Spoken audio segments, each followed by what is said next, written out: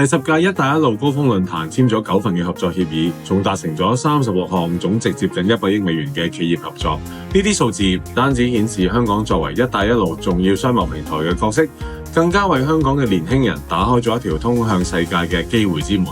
面對施政報告強調要加強同東盟呢啲新興市場嘅經貿聯繫，而家正係我哋香港年輕人揾準自己嘅定位，將個人發展同埋國家戰略結合嘅重要時刻。香港憑住獨特嘅優勢同埋成熟嘅法治環境，被國家委以重任，以超級嘅聯繫人、超級增值人嘅身份，搭建中國同埋完善國家嘅橋樑。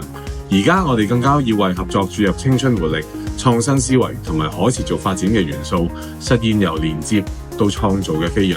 呢種轉變要求我哋深耕區域，又要放眼全球，喺國家雙循環發展格局同埋國際市場潛力之間揾到一個最佳嘅平衡點。最近香港精英會同埋香港中華總商會青委會合辦嘅走進印尼共創新機遇考察團，就係呢一種戰略升級嘅具體實踐。由拜訪東盟嘅秘書處，掌握政策嘅動向，到實地考察雅萬高鐵，見證中國製造嘅實力，再去當地貨幣虛擬交易所探索數字經濟嘅前沿。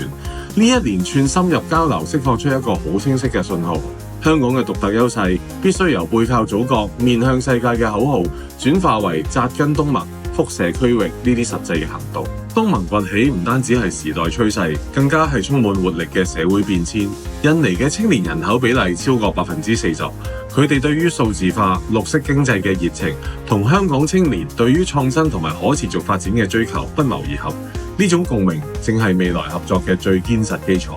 2025年世界人才排名顯示，香港嘅排名躍升到全球第4、亞洲第1，科學學科畢業生比例全球第1，財務技能全球第3。呢啲硬實力正係我哋參與一帶一路建設嘅底氣。不過真正嘅挑戰在於點樣將呢啲嘅潛能轉化為實際嘅影響力。具體嚟講，喺低碳科技領域，香港可以將國際標準同埋融資經驗帶入印尼，一齊開發可再生能源嘅項目。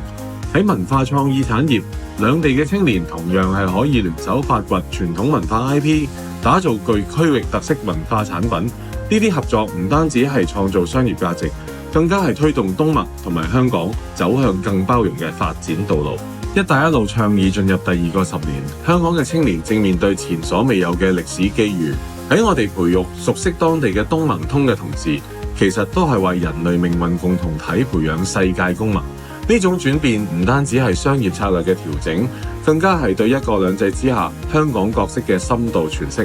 機會就喺眼前，香港年輕人應該更加主動接觸東盟同埋一帶一路沿線國家。我相信透過培育香港青年提升國際視野，掌握專業技能，深入理解完善國家市場，並且善用各方嘅資源，香港嘅年輕人一定能夠實現個人成長嘅同時，為香港同埋國家發展貢獻力量。